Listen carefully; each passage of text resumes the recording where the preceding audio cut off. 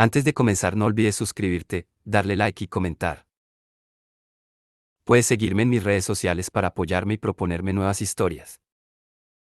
Enlaces en la descripción. El Señor de los Anillos. La Comunidad del Anillo. De J.R.R. Tolkien. Capítulo 21. El Río Grande.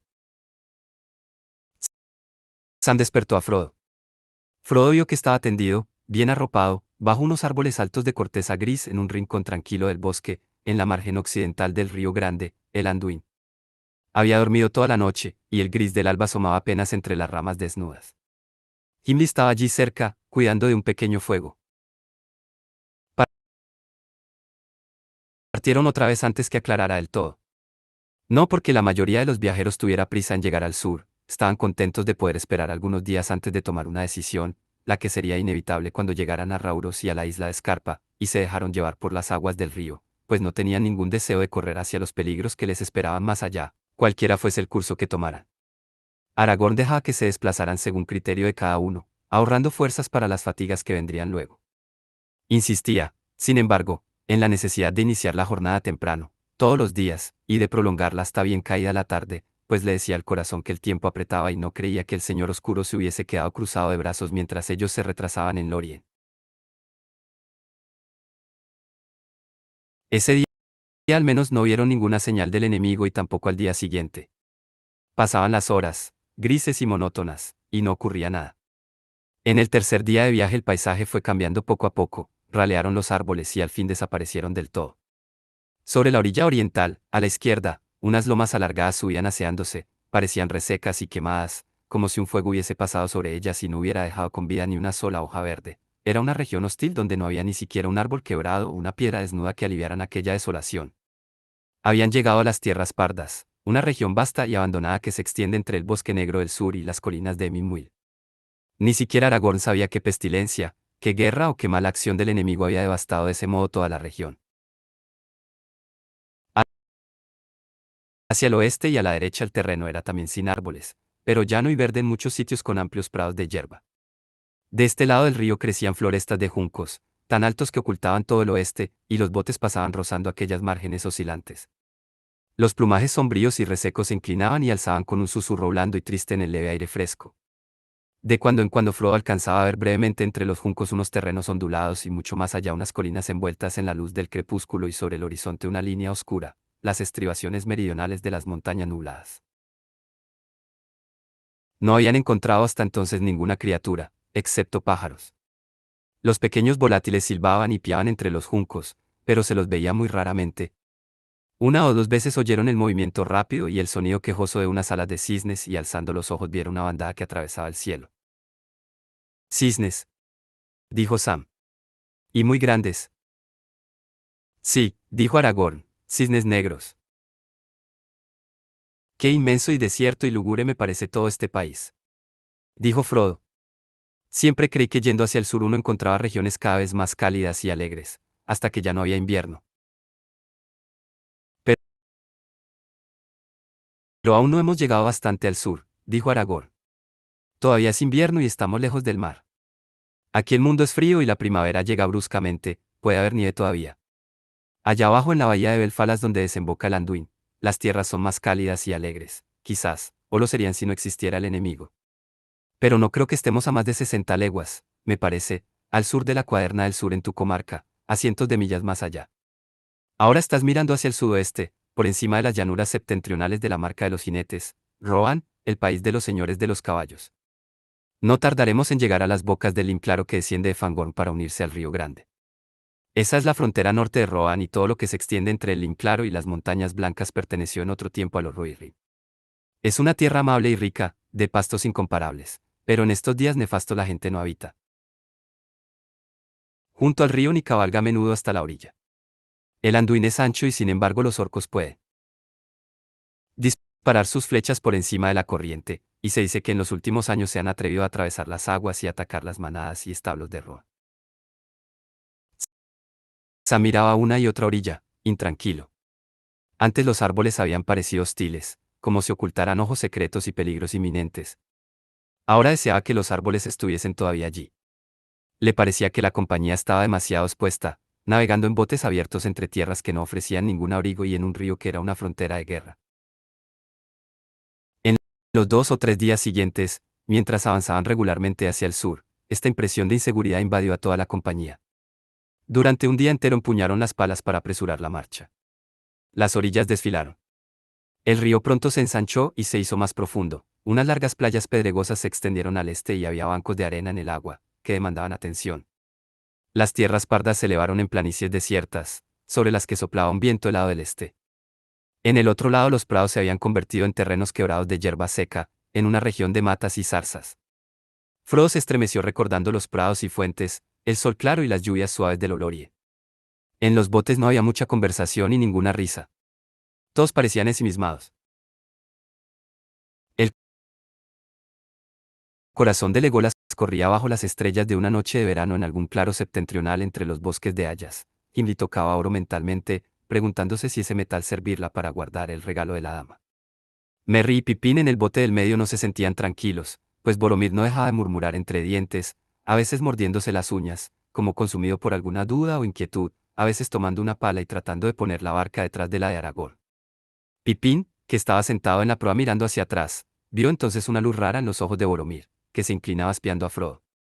Sam estaba convencido desde hacía tiempo, las barcas no le parecían ahora tan peligrosas como antes, pero nunca había pensado que fueran tan incómodas. Se sentía agarrotado y descorazonado, no teniendo nada que hacer excepto clavar los ojos en los paisajes invernales que se arrastraban a lo largo de las orillas y en el agua gris a los lados. Aun cuando tenían que recurrir a las palas, no le confiaba en ninguna. En el cuarto día, a la caída de la tarde, Sam miraba hacia atrás por encima de las cabezas de Frodo y Aragorn y los otros botes, soñoliento, no pensaba en otra cosa que en pisar tierra de fe e irme y acampar. De pronto creyó ver algo, al principio miró distraídamente y enseguida se sentó frotándose los ojos, pero cuando miró de nuevo ya no se veía nada. Aquella noche acamparon en un pequeño islote, cerca de la orilla occidental. Sam, envuelto en mantas, estaba acostado junto a Frodo. Tuve un sueño curioso 1 hora o 2 antes de detenernos, señor Frodo, dijo. O quizá no fue un sueño. De todos modos fue curioso. Bueno, cuéntame, dijo Frodo sabiendo que Sam no se quedaría tranquilo hasta que hubiera contado la historia, o lo que fuera. Desde que dejamos Lolorien no he visto ni he pensado nada que me haya hecho sonreír. No fue curioso en ese sentido, señor Frodo. Fue extraño. Disparatado, si no se tratara de un sueño. Y será mejor que se lo cuente. Vi un leño con ojos. Lo del leño está bien, dijo Frodo. Hay muchos en el río. Pero olvídate de los ojos. Eso no, dijo Sam. Si me senté fue a causa de los ojos, por así decirlo. Vi lo que me pareció un leño, venía flotando en la penumbra detrás del bote de Gimli, pero no le presté mucha atención. Luego tuve la impresión de que el tronco estaba acercándose a nosotros. Y esto era demasiado peculiar, podría decirse, pues todos flotábamos juntos en la corriente. Enseguida vi los ojos, algo así como 2 puntos pálidos, brillantes, sobre una joroba en el extremo más cercano del tronco. Además no era un tronco, pues tenía unas patas palmeadas, casi de cisne pero más grandes y las metía en el agua y las sacaba del agua, continuamente. En ese momento me senté, frotándome los ojos, con la intención de gritar sí. Aquello seguía allí cuando acabara de sacarme el sopor que me nublaba la cabeza. El no sé qué venía ahora rápidamente y ya estaba cerca de Gimli. No sé si aquellas 2 luces vieron cómo me movía y miraba, o si recobré mis sentidos. Cuando miré de nuevo, no había nada. Creo, sin embargo, que algo llegué a ver de reojo, como dicen, algo oscuro que corrió a ocultarse a la sombra de la orilla. Los ojos no los vi más. Soñando de nuevo, Sangami, me dije y no hablé con nadie. Pero he estado pensando desde entonces y ahora no estoy tan seguro. ¿Qué le parece a usted, señor Frodo? Me parecería que viste de veras un tronco, de noche y con mirada soñolienta, dijo Frodo, si esos ojos no hubiesen aparecido antes. Pero no es así. Los vi allá lejos en el norte antes que llegáramos al Orient. Y vi una extraña criatura con ojos que subió a la plataforma de los elfos. Aquella noche. Aldir la vio también. ¿Y recuerda lo que dijeron los elfos que habían ido detrás de la manada de orcos? Ah, dijo Sam, sí, y recuerdo otra cosa. No me gusta lo que tengo en la cabeza, pero pensando esto y aquello, en las historias del señor Bilbo y lo demás, me parece que yo podría darle un nombre a esta criatura. Un nombre desagradable. Gollum, quizá. Sí, dijo Frodo, he venido temiéndolo desde hace un tiempo. Desde la noche de la plataforma. Supongo que estaba escondido en la Moria y que a partir de ahí empezó a seguirnos, pero se me ocurrió que nuestra estancia en Lorien le haría perder el rastro. La miserable criatura tuvo que haberse escondido en los bosques del Cauce de Plata, esperando a que saliéramos. Algo parecido, dijo Sam. Y será mejor que vigilemos un poco más nosotros mismos, o una de estas noches sentiremos que unos dedos desagradables nos aprietan el cuello, si alcanzamos a despertar. Y a eso iba. No vale la pena molestar a Trancos o los otros esta noche. Yo vigilaré. Puedo dormir mañana, pues casi no soy otra cosa que un baúl en un bote, si así se puede decir. Yo lo diría, concluyó Frodo, pero me parece mejor, baúl con ojos. Tú vigilarás, pero solo si prometes despertarme a la madrugada y si nada pasa antes. En plena noche, Frodo salió de un sueño profundo y sombrío y descubrió que Sam estaba sacudiéndolo. Es una vergüenza despertarlo, dijo Sam en voz baja, pero usted me lo pidió. No hay nada nuevo, o no mucho. Creí oír unos chapoteos y la respiración de alguien, hace un momento, pero de noche y en un río se oyen muchos sonidos raros. Sam se acostó y Frodo se sentó envuelto en las mantas, luchando contra el sueño. Los minutos o las horas pasaron lentamente y nada ocurrió. Frodo estaba ya cediendo a la tentación de acostarse de nuevo cuando una forma oscura, apenas visible, flotó muy cerca de una de las barcas. Una mano larga y blanquecina asomó pálidamente y se aferró a la borda, dos ojos claros brillaron fríamente como linternas mientras miraban dentro del bote y luego se alzaron posándose en Frodo. No se encontraban a más de unos 2 metros de distancia y Frodo alcanzó a oír que la criatura tomaba aliento, siseando.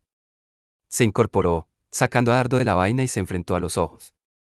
La luz se extinguió enseguida. Se oyó otro siseo y un chapoteo y la oscura forma de leño se precipitó aguas abajo en la noche. Aragorn se movió en sueños, dio media vuelta y se sentó. ¿Qué pasa?, murmuró, incorporándose de un salto y acercándose a Frodo. Sentí algo en sueños. ¿Por qué sacaste la espada? Gollum, respondió Frodo, o al menos así me pareció. Ah, dijo Aragorn. Así que conoces a nuestro pequeño salteador de caminos. Vino detrás de nosotros mientras cruzábamos Moria y bajó hasta Nimrodel. Desde que tomamos los botes nos sigue tendido de bruces sobre un leño y remando con pies y manos. Traté de atraparlo 1 o 2 veces de noche, pero es más astuto que un zorro y resbaladizo como un pez. Yo esperaba que el viaje por el río acabaría con él, pero es una criatura acostumbrada al agua y demasiado hábil. Trataremos de ir más rápido mañana. Acuéstate ahora y yo montaré guardia el resto de la noche. Ojalá pudiera echarle las manos encima a ese desgraciado. Quizá lográramos que nos fuera útil. Pero si no lo atrapo, sería mejor perderlo de vista. Es muy peligroso. Además de intentar atacamos de noche por su propia cuenta, podría guiar hacia nosotros a cualquier enemigo. Pasó la noche sin que Gollum mostrara ni siquiera una sombra. Desde entonces la compañía estuvo alerta y vigilante, pero en el resto del viaje no vieron más a Gollum. Si todavía lo seguía, era muy cuidadoso y sagaz. Aragorn había aconsejado que remaran durante largos periodos y las orillas desfilaban rápidamente. Pero veían poco de la región, pues viajaban sobre todo de noche y a la luz del crepúsculo, descansando de día, tan ocultos como lo permitía el terreno. El tiempo pasa sin ningún incidente hasta el séptimo día. El cielo estaba todavía gris y nublado y un viento soplaba del este, pero a medida que la tarde se mudaba en noche, unos claros de luz débil, amarilla y verde, se abrieron bajo los bancos de nubes grises. La forma blanca de la luna nueva se reflejaba en los lagos lejanos. Sam la miró, frunciendo el ceño. Al día siguiente el paisaje empezó a cambiar con rapidez a ambos lados. Las orillas se levantaron y se hicieron pedregosas. Pronto se encontraron cruzando un terreno accidentado y rocoso y las costas eran unas pendientes abruptas cubiertas de matas espinosas y endrinos, confundidos con zarzas y plantas trepadoras. Detrás había unos acantilados bajos y desmoronados a medias y chimeneas de una carcomida piedra gris, cubiertas por una hiedra oscura, y aún más allá se alzaban unas cimas coronadas de abetos retorcidos por el viento. Estaban acercándose al país de las colinas grises de Emimmuil, la frontera sur de las tierras ásperas. Había muchos pájaros en los acantilados y las chimeneas de piedra, Y durante todo el día unas bandadas habían estado revoloteando allá arriba, negras contra el cielo pálido. Mientras descansaban en el campamento, Aragorn observaba los vuelos con aire receloso, preguntándose si Gollum no habría hecho de las suyas y las noticias de la expedición no estarían propasándose ya por el desierto. Luego, cuando se ponía el sol y la compañía estaba tareada preparándose para partir otra vez, alcanzó a ver un punto oscuro que se movía a la luz moribunda, un pájaro grande que volaba muy alto y lejos, ya dando vueltas, ya volando lentamente hacia el sur. ¿Qué es eso, Legolas? Preguntó apuntando al cielo del norte. Es como yo creo un águila. Sí, dijo Legolas. Es un águila de caza. Me pregunto qué presagiará. Estamos lejos de los montes. No partiremos hasta que sea noche cerrada, dijo Aragorn. Llegó la noche octava del viaje. Era una noche silenciosa y tranquila, el viento gris del este había cesado. El delgado creciente de la luna había caído temprano en la pálida puesta de sol, pero el cielo era todavía claro arriba y aunque allá lejos en el sur había grandes franjas de nubes que brillaban aún débilmente, en el oeste resplandecían las estrellas. ¿Vamos? Dijo Aragorn. Correremos el riesgo de otra jornada nocturna.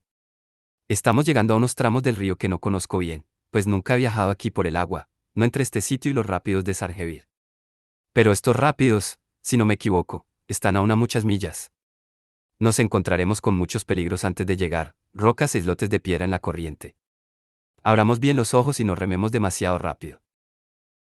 A Sam, que iba en el borde de delante, le fue encomendada la tarea de vigía. Tendido en la proa, clavaba los ojos en la oscuridad. La noche era cada vez más oscura, pero arriba las estrellas brillaban de un modo extraño y había un resplandor sobre la superficie del río. No faltaba mucho para la medianoche y desde hacía tiempo se dejaban llevar por la corriente, recurriendo raramente a las palas, cuando de pronto Sam dio un grito. Delante, a unos pocos metros, se alzaban unas formas y se oían los remolinos de unas aguas rápidas. Una fuerte corriente iba hacia la izquierda, donde el cauce no presentaba obstáculos. Mientras el agua los llevaba hacia un lado, los viajeros alcanzaron a ver, ahora muy de cerca, las blancas espumas del río que golpeaban unas rocas puntiagudas, inclinadas hacia adelante como una hilera de dientes. Los botes estaban todos agrupados. La barca de Boromir golpeó contra la de Aragorn. Aragorn, gritó Boromir. Esto es una locura. No podemos cruzar los rápidos de noche. Pero no hay bote que resista en Sargevir, de noche o de día. Atrás. Atrás. Gritó Aragorn. Virad. Virad si podéis. Hundió la pala en el agua tratando de detener la barca y de hacerla girar. Me he equivocado, le dijo a Frodo. No sabía que habíamos llegado tan lejos. El Anduin fluye más rápido de lo que pensaba. Sargevir tiene que estar ya al alcance de la mano.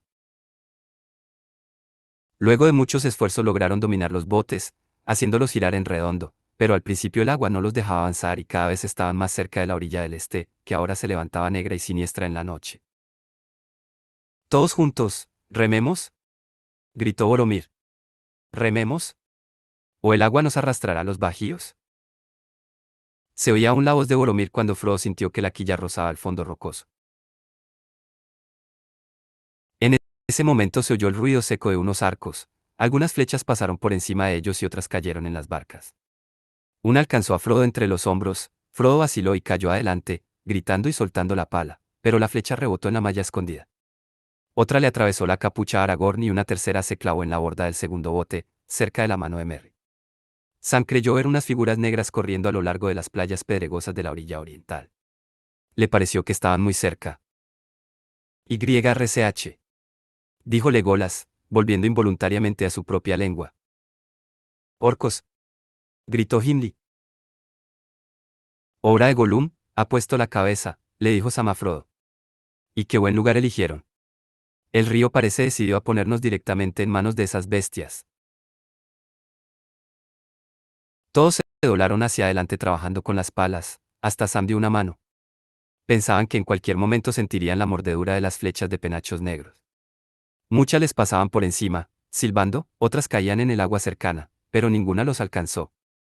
La noche era oscura, no demasiado oscura para los ojos de los orcos, y a la luz de las estrellas los viajeros debían de ser un buen blanco para aquellos astutos enemigos, aunque era posible que los mantos grises del Orien y la madera gris de las barcas élficas desconcertaran a los maliciosos arqueros de Mordor.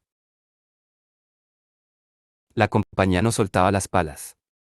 En la oscuridad era difícil afirmar que estuvieran moviéndose de veras, pero los remolinos de agua fueron apagándose poco a poco y la sombra de la orilla oriental retrocedió en la noche.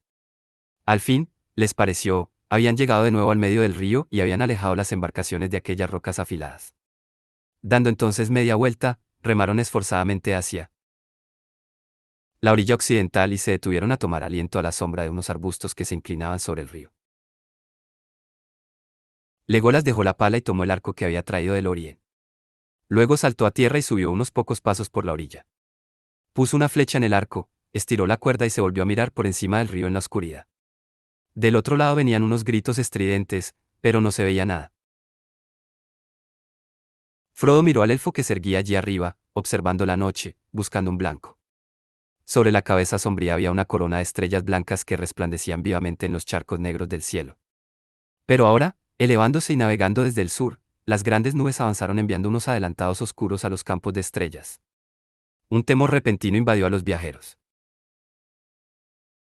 El Beret Hiltoniel.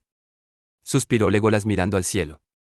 Una sombra negra, parecía una nube, pero que no era una nube, pues se movía con demasiada rapidez, vino de la oscuridad del sur y se precipitó hacia la compañía, cegando todas las luces mientras se acercaba. Pronto apareció como una gran criatura alada, más negra que los pozos en la noche. Unas voces feroces le dieron la bienvenida desde la otra orilla del río. Un escalofrío repentino le corrió por el cuerpo a Frodo. Estrujándole el corazón, sentía en el hombro un frío mortal, como el recuerdo de una vieja herida. Se agachó, como para esconderse. De pronto el gran arco del Orien cantó.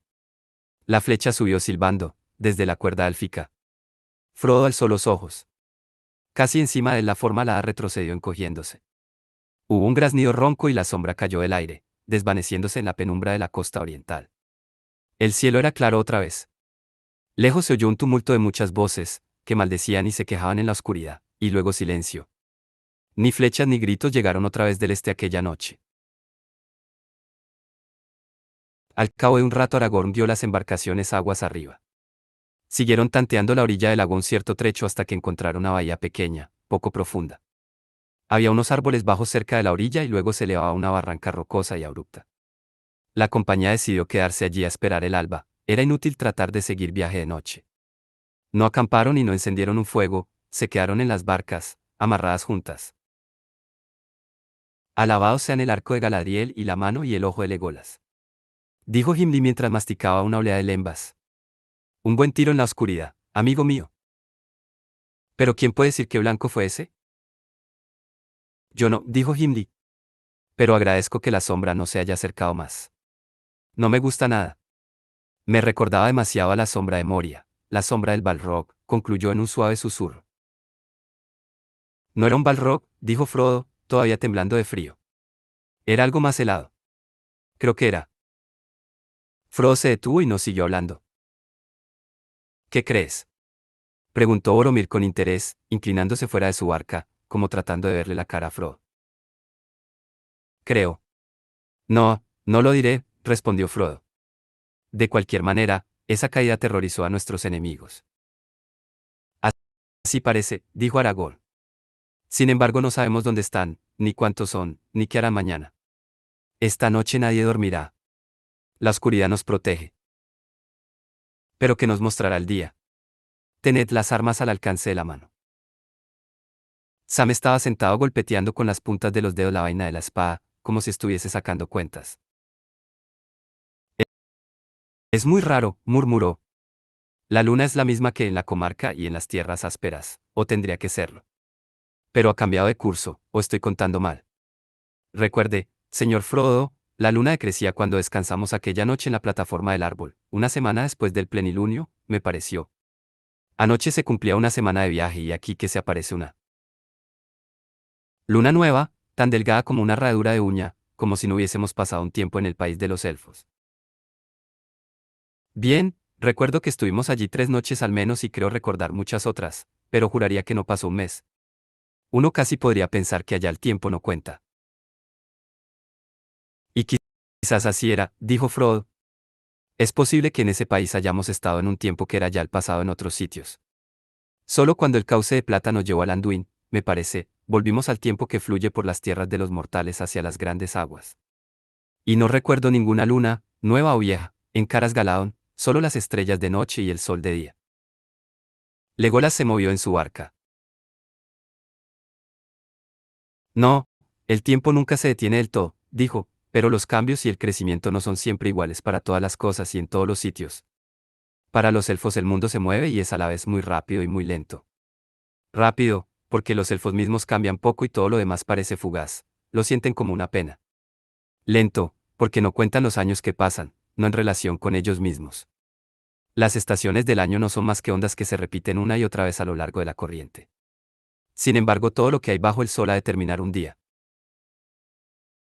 Pero el proceso es lento en Lorien, dijo Frodo. El poder de la dama se manifiesta ahí claramente. Las horas son plenas, aunque parecen breves, en Caras Galadón, donde Galadriel guarda el anillo élfico. Esto no hay que decirlo fuera de Lorien, ni siquiera a mí, dijo Aragorn. No hables más. Pero así es, Sam, en esas tierras no valen las cuentas. Allí el tiempo pasó tan rápidamente para nosotros como para los elfos. La vieja luna ha muerto y otra ha crecido y decrecido en el mundo exterior, mientras nos demorábamos allí. Y anoche la luna nueva apareció otra vez. El invierno casi ha terminado. El tiempo fluye hacia una primavera de flacas esperanzas. La noche fue silenciosa. Ninguna voz, ninguna llamada volvió a elevarse del otro lado del agua. Los viajeros acurrucados en las barcas sintieron el cambio en el aire. Era tibio ahora y estaba muy quieto bajo los nubarrones húmedos que habían venido del sur y los mares lejanos. Las aguas que golpeaban las rocas de los rápidos parecían más ruidosas y más próximas. Sobre ello las ramas de los árboles empezaron a gotear. Cuando llegó el día, el mundo de alrededor tenía un aspecto blando y triste. Lentamente el alba dio paso a una luz gris, difusa y sin sombras. Había una bruma sobre el río y una niebla blanca cubría la costa, la orilla opuesta no se veía. No soporto la niebla, dijo Sam, pero esta parece de buena suerte. Ahora quizá podamos irnos sin que esos malditos nos vean. Quizá, dijo Aragorn. Pero nos costará encontrar el camino si esa niebla no se levanta un poco dentro de un rato. Y tenemos que encontrarlo, si queremos cruzar Sarnhevir y llegar a Emin Muil. No entiendo por qué razón tenemos que cruzar los rápidos o seguir el curso del río todavía más, dijo Boromir. Si Emin Muil está ahí delante, podríamos abandonar estas cáscaras de nuez y marchar hacia el oeste y el sur hasta llegar a Lentaguas y pasar a mi propio país. Sí, vamos a Minas Tirith, dijo Aragorn, pero todavía no está decidido. Y ese rumbo puede ser más peligroso de lo que parece. El valle de Lentaguas es llano y pantanoso, y la niebla es un peligro mortal para quienes van cargados y a pie. Yo no abandonaría las barcas hasta que fuese indispensable. En el río al menos no podremos extraviarnos. Pero el enemigo domina la costa oriental, dijo Boromir. Y aunque cruzáramos las puertas de Argonath y llegáramos sanos y salvos a Scarpa, ¿qué haríamos entonces? Saltar por encima de las cascadas y caer en los pantanos. No, respondió Aragorn. Di mejor que llevaremos las barcas por el viejo camino hasta el pie del Rauros, donde volveremos al agua. ¿Ignoras, Boromir, o prefieres olvidar la escalera del norte y el elevado sitial de Amongen, que fueron construidos en los días de los grandes reyes? Yo al menos tengo la intención de detenerme en esas alturas antes de decidir qué camino seguiremos. Quizá veamos allí alguna señal que pueda orientarnos. Boromir discutió este plan largo rato, pero cuando fue evidente que Frodo seguiría a Aragorn, no importaba dónde, cedió de pronto. Los hombres de Minas Tirith no abandonan a sus amigos en los momentos difíciles, dijo, y necesitaréis de mis fuerzas, si llegáis a Scarpa. Iré hasta la isla alta, pero no más adelante. De allí me volveré a mi país, solo, si no me gané con mi ayuda la recompensa de un compañero. El día avanzaba y la niebla se había disipado un poco. Se decidió que Aragorn y Legolas se adelantaran a lo largo de la costa, mientras los otros se quedaban en las barcas. Aragorn esperaba encontrar algún camino por el que pudieran llevar las barcas y el equipaje hasta las aguas tranquilas de más allá de los rápidos. Las barcas de los elfos no se hundirían quizá, dijo, pero eso no significa que podríamos sobrevivir a los rápidos. Nadie lo ha conseguido hasta ahora. Los hombres de Gondor no abrieron ningún camino en esta región, pues aún en los mejores días el reino no llegaba hasta el Anduin más allá de Minmuil, pero hay una senda para bestias de carga en alguna parte de la orilla occidental y espero encontrarla. No creo que haya desaparecido, pues en otro tiempo las embarcaciones lógicas cruzaban las tierras ásperas descendiendo hasta Osgiliath y esto hasta hace pocos años, cuando los orcos de Mordor empezaron a multiplicarse.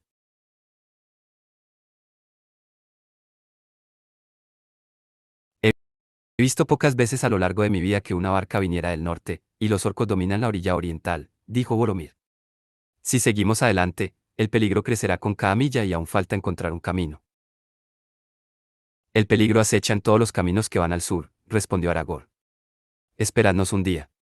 Si en ese tiempo no volvemos, sabréis que el infortunio nos ha alcanzado esta vez. Entonces tendréis que elegir un nuevo jefe y luego seguirlo como mejor podáis. Frodo sintió una congoja en el corazón mientras miraba cómo Aragorn y Legolas ascendían la empinada barranca y desaparecían en la niebla, pero no había por qué preocuparse. Solo habían pasado 2 o 3 horas y era aún el mediodía cuando las formas borrosas de los exploradores aparecieron de nuevo. Todo bien, dijo Aragorn, bajando por la barranca. Hay una senda, lleva a un embarcadero todavía útil. No está lejos. Los rápidos empiezan media milla aguas abajo y no se extienden por más de una milla. No mucho después la corriente se vuelve de nuevo clara y mansa, aunque sigue siendo rápida. El trabajo más duro será llevar las barcas y el equipaje hasta el viejo sendero. Lo hemos encontrado, pero corre bastante lejos de la orilla, a unas 200 yardas, y al amparo de una pared de roca. No hemos visto el desembarcadero del norte. Si aún existe tenemos que haber pasado anoche por allí. Podríamos remontar con mucho trabajo la corriente y quizá no lo viéramos en la niebla. Temo que tengamos que dejar el río ahora mismo y tomar. Como podamos ese camino. No será fácil, aunque todos fuéramos hombres, dijo Boromir. Lo intentaremos sin embargo, tal como somos, dijo Aragorn. Claro que sí, dijo Gimli. Las piernas se les doblan a los hombres cuando el camino es duro, pero un enano nunca cae, aunque lleve una carga 2 veces más pesada que él mismo, señor Boromir. El, el trabajo fue duro en verdad, pero se llevó a cabo. Descargaron los bultos de las embarcaciones y los llevaron a la cima de la barranca. Luego sacaron las barcas del agua y las arrastraron hasta arriba. Habían temido que fuesen mucho más pesadas. Ni siquiera Legolas sabía de qué árbol del país élfico era aquella madera, dura y sin embargo muy liviana. En terreno llano, Merry y Pippin podían llevar solo la barca y con facilidad. Pero se necesitaba la fuerza de 2 hombres para transportarlas en vilo por aquel terreno. Nacía en pendiente a orillas del río y era un amontonamiento de piedras calcáreas de color gris, con muchos agujeros escondidos, tapados con zarzas y matorrales. Las matas espinosas abundaban y también las grietas. Había aquí y allá charcos pantanosos que eran alimentados por unos hilos de agua que venían de las tierras altas del interior. Aragorn y Boromir fueron llevando las barcas, una a una, mientras los otros se afanaban y tambaleaban detrás con el equipaje.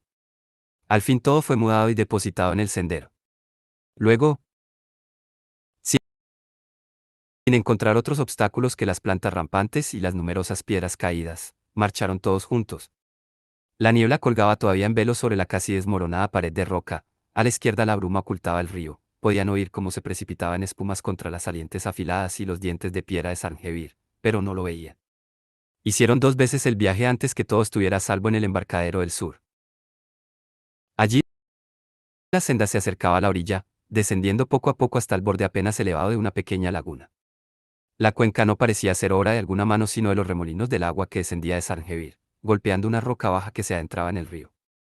Más allá la orilla subía a pique en una muralla gris y no había ningún pasaje para los que iban a pie. La breve tarde había quedado atrás y ya caía el crepúsculo pálido y nuboso. Los viajeros se habían sentado junto al río escuchando la confusa precipitación de las aguas, el rugido de los rápidos ocultos en la bruma. Se sentían cansados y con sueño, tan melancólicos como el día moribundo. Bueno, aquí estamos y aquí tendremos que pasar otra noche, dijo Boromir. Necesitamos dormir y si a Aragorn se le ha ocurrido cruzar de noche las puertas de Argonath, bueno, estamos todos demasiado cansados, excepto sin duda nuestro vigoroso enano. Gimli no replicó, cabeceaba sentado. Descansemos ahora todo lo posible, dijo Aragorn. Mañana viajaremos otra vez de día. Si el tiempo no cambia una vez más y no se pone contra nosotros, tenemos una buena posibilidad de escurrirnos sin que nos vean desde la orilla de enfrente. Pero esta noche se turnarán 2 en la guardia, 3 horas de reposo y una de vigilia.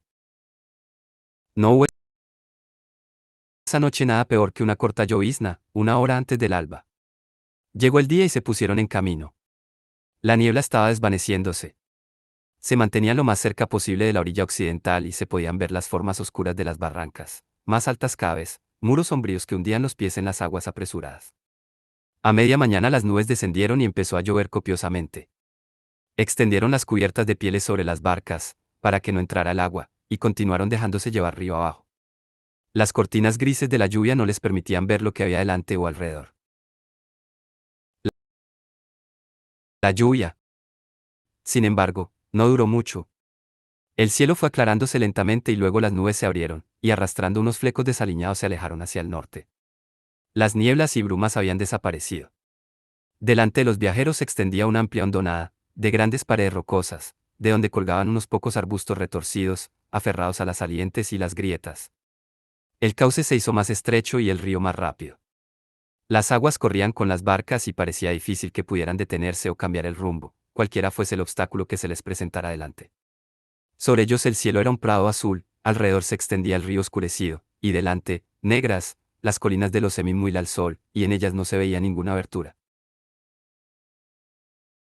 Frodo miraba hacia adelante y de pronto vio 2 rocas que se acercaban desde lejos, parecían 2 grandes pináculos o pilares de piedra.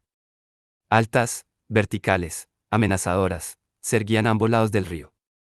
Una estrecha abertura apareció entre ellas, y el río arrastró hacia allí las barcas.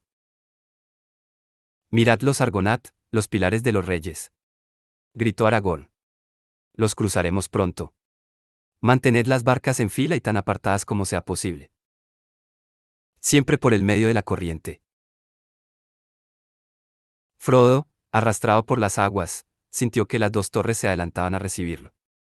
Eran unas formas gigantescas, vastas figuras grises, mudas pero peligrosas.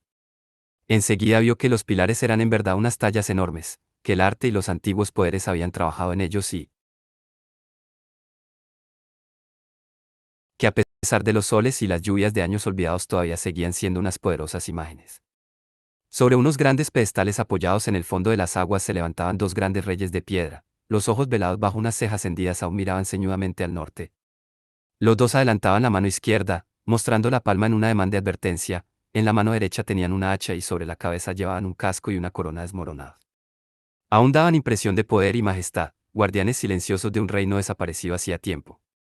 Frodo se sintió invadido por un temor reverente y se encogió cerrando los ojos, sin atreverse a mirar mientras la barca se acercaba. Hasta Boromir inclinó la cabeza cuando las embarcaciones pasaron en un torbellino, como hojitas frágiles y voladizas, a la sombra permanente de los centinelas de Númenor. Así cruzaron la abertura oscura de las puertas. Los terribles acantilados se alzaban ahora a cada lado a alturas inescrutables. El cielo pálido parecía estar muy lejos. Las aguas negras rugían y resonaban, y un viento chillaba sobre ellas. Frodo, la cabeza entre las rodillas, oyó a Sam que gruñía y murmuraba delante. ¡Qué sitio! ¡Qué sitio horrible! Que pueda yo salir de este bote y nunca volveré a mojarme los pies en un charco y menos en un río. No temas, dijo una voz extraña, detrás de él. Frodo se volvió y vio a Trancos, y sin embargo no era Trancos, pues el curtido Montaraz ya no estaba allí. En la popa venía sentado Aragorn hijo de Arathorn, orgulloso y erguido, guiando la barca con hábiles golpes de pala, se había echado atrás la capucha, los cabellos negros le flotaban al viento y tenía una luz en los ojos, un rey que vuelve del exilio. No temas, repitió. Durante muchos años anhelé contemplar las imágenes de Isildur y Anarion, mis señores de otro tiempo.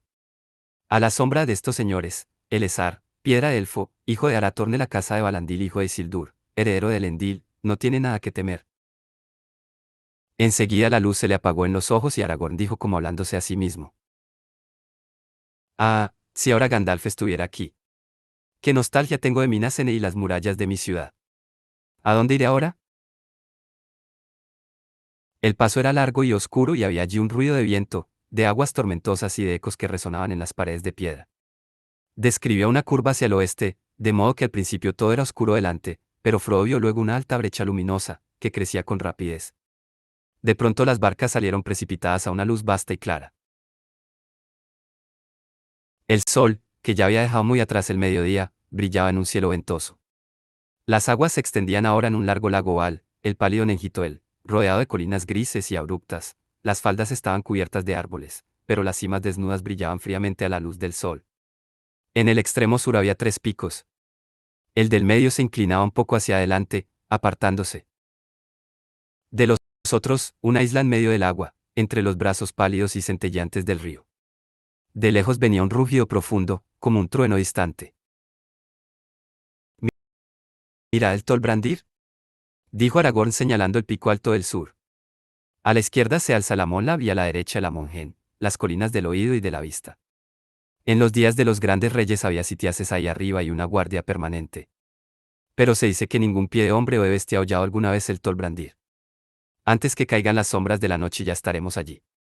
Escucho la voz eterna del Rauros, que nos llama. La compañía descansó un rato, dejando que la corriente los llevara hacia el sur por el medio del lago. Comieron algo y luego tomaron las palas para ir más deprisa. La sombra cayó en las laderas del oeste y el sol descendió redondo y rojo. Aquí y allá asomó una estrella neblinosa. Los 3 picos se erguían ante ellos, cada vez más oscuros. El vozarrón del Rauro rugía no muy lejos. Cuando los viajeros llegaron por último a la sombra de las colinas, la noche se extendía ya sobre las aguas. El 10º día de viaje había terminado.